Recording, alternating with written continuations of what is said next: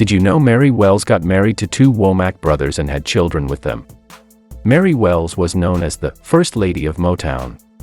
She was a groundbreaking and enduring legend who holds a significant place in music history. As Motown's inaugural true icon, she played a pivotal role in establishing a path towards artistic independence that later artists would also embrace. So, if you're a Mary Wells fan or simply curious about this legend, hit the like button and let's dive in. Was Mary Wells partially blind and deaf? Born in 1943, Mary Esther Wells faced a challenging upbringing. Raised by her mother due to her father's absence, she had to support her family of 3 siblings. Financial struggles were a constant in their lives. Tragedy struck when Mary was just 2 years old, as she contracted spinal meningitis. This illness left her with partial blindness, partial deafness, and temporary paralysis. Later, at the age of 10, she battled tuberculosis. Despite her health challenges, she assisted her mother in her cleaning job. For Mary, singing became a refuge from the difficulties she faced. Like many successful African American vocalists, she began performing in church choirs. She then transitioned to singing at local nightclubs in Detroit, her hometown. Mary possessed ambition and academic prowess. While initially considering a career in science, she eventually chose to pursue music after completing her education. She envisioned herself as both a singer and songwriter, influenced by the achievements of fellow Detroit artists like Jackie Wilson and the Miracles. How Mary Wells got in music. Residing in Detroit proved fortunate for Mary Wells, allowing her to cross paths with Berry Gordy, the creator of Tamla Records. She had penned a song that she originally intended for Jackie Wilson, yet when she performed it for Gordy, he was so taken by her rendition that he decided to release it as a single. This marked her debut on Gordy's newly established Motown label. Titled Bye Bye Baby, the song was released in September 1960. It quickly gained traction, reaching the 8th spot on the R&B charts the following year. Additionally, it managed to achieve a moderate level of success on the mainstream pop charts. This marked the beginning of Mary Wells' journey into the music industry. The year 1964 held a significant place in Mary Wells' career. During this year, she recorded a song that would become not only her most successful hit single but also the one she became most renowned for. Titled My Guy, the song was penned by Smokey Robinson and managed to reach the top position on both the R&B chart and the pop chart. This achievement solidified Mary Wells' prominence in the music scene. What was Mary Wells' biggest songs? Mary Wells had several successful songs throughout her career, but some of her biggest and most well-known hits include 1. My Guy, released in 1964. This song became her signature hit and reached number 1 on both the R&B and pop charts. 2. Two Lovers, released in 1962. This song reached the top of the R&B charts and made it to the top 10 of the pop charts. 3. You Beat Me to the Punch, also released in 1962. This song reached the top of the R&B charts and made it to the top 10 of the pop charts. 4. The One Who Really Loves You, released in 1962. This song reached the top 10 of both the R&B and pop charts. 5. Laughing Boy, released in 1963. This song reached the top 5 of the R&B charts. 6. What's Easy for Two Is So Hard for One, released in 1962. This song reached the top 10 of the R&B charts.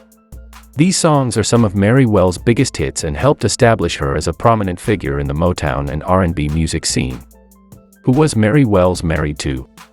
Mary Wells had 2 marriages in her life. Her first husband was Herman Griffin, also a singer. They got married when they were both teenagers, but their marriage faced challenges from the beginning, and they eventually divorced in 1963.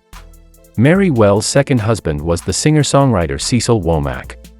They had 3 children together during their 11-year marriage, which ended in 1977. The marriage faced difficulties, including Mary's affair with Cecil's brother Curtis, with whom she had another child. After their marriage ended, Mary's life took a challenging turn. She experienced a failed suicide attempt and turned to drugs, eventually becoming addicted to heroin. Mary Wells stayed in a relationship with Curtis Womack until 1990, and they had a daughter named Sugar in 1986. The pregnancy marked a turning point for Mary as she decided to quit taking drugs. Who were her children? Meech Wells. An American record producer, has made a name for himself primarily in the realm of hip-hop music. He is the son of Mary Wells and Cecil Womack, carrying on the musical lineage from his talented parents. Meech Wells has been involved in producing and co-producing tracks for notable artists in the hip-hop scene, including Snoop Dogg and Shaquille O'Neal, showcasing his contributions to the industry. Sugar Wells Womack. Born with a legacy of talent as the child of Motown legends Mary Wells and Curtis Womack, made her debut on the Joan Rivers Show at the age of 5, alongside her mother. While she initially entered the spotlight as Sugar Wells Womack, she later ventured into other pursuits after earning her psychology degree from Los Angeles City College. Her journey led her to Las Vegas, where she delved into various forms of artistic expression, including music, dance, and modeling. Beyond her artistic endeavors, Sugar Wells Womack also found a deep connection to her roots in psychology. She has explored the relationship between neurofeedback, yoga, meditation, and counseling, allowing her to merge her passion for the arts with her interest in psychology. Noelle Wells and Shorty Wells. They work in the entertainment industry and have continued to preserve the legacy of their mother. How Mary Wells died. In 1990, while recording an album for Motor City Records, Mary Wells experienced a deterioration in her voice. Medical examinations revealed that she was suffering from laryngeal cancer. The treatment was financially demanding, and her personal funds were quickly depleted. Upon receiving her cancer diagnosis, Mary Wells faced additional challenges as she was without medical insurance. Her habit of smoking 2 packs of cigarettes a day had taken a toll on her health. Unfortunately, her financial situation was not sufficient to cover the medical expenses associated with her treatment. The financial strain became so severe that she ultimately lost her modest home in Los Angeles due to her inability to pay the rent. Thankfully, friends from the music industry rallied to her aid, donating funds and organizing a benefit concert to support her recovery. Unfortunately, in 1992, Mary's cancer resurfaced, and she was hospitalized due to pneumonia. Her health had significantly deteriorated, and she passed away on July 26 at the age of 49. At her funeral, her close friend and musical collaborator, Smokey Robinson, delivered a touching eulogy. Mary Wells was laid to rest at Glendale's Forest Lawn Memorial Park, near the resting place of the renowned musician and longtime family friend, Sam Cooke. Mary Wells' legacy.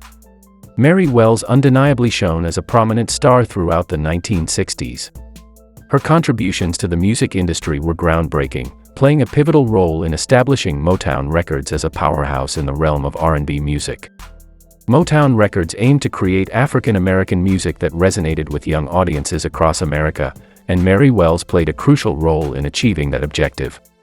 Her trailblazing not only set a precedent for other female singers and musicians to follow but also left an enduring mark on the industry. Mary's exceptional talent and impact as a performer were acknowledged by the Rhythm and Blues Foundation, which honored her with a Pioneer Award in 1989. Following her passing, her iconic hit, My Guy, was further celebrated with induction into the Grammy Hall of Fame in 1999, solidifying her enduring legacy in the world of music.